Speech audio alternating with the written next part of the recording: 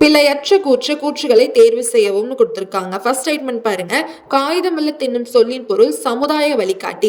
கரெக்டான ஸ்டேட்மெண்ட் தான். Second statement பாருங்க, காகிதமில்லத் என்பது கிரேக்க மொழிச்சொல் கொடுத்திருக்காங்க. கிரேக்க மொழிச்சொல் இல்ல, அரேபிய மொழிச்சொல்.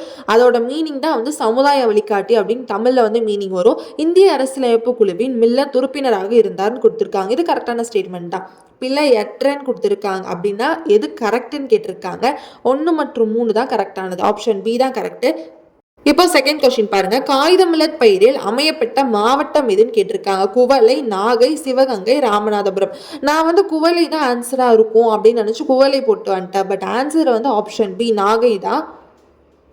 இப்போ உங்களுக்கான கொஸ்டின், தமிழக அரசின் வானில் கல்வி இருந்த காரிருளை அகற்ற வந்த ஒளிக்கதிர் என பெயரால் பாராட்ட பெற்றவர் காகிதமில்லத் அப்படின்னு கொடுத்திருக்காங்க. செகண்ட் ஸ்டேட்மெண்ட் பாருங்க, காகிதமில்லத் சமூக நீதி மற்றும் அரசியல் விழிப்புணர்வு ஏற்படுத்திய முக்கிய தலைவராக இருந்தார்னு கொடுத்திருக்காங்க. இது குரூப் 2ல கேட்ட கொஸ்டின். லாஸ்ட் இயர் குரூப் 2லயோ குரூப் 4லயோ கேட்டிருப்பாங்க. இந்த மாதிரியான பிஓக்கு வேணும்னா என்னோட சேனலை சப்ஸ்கிரைப் பண்ணி வச்சுக்கோங்க. Thank you so much. பாய்.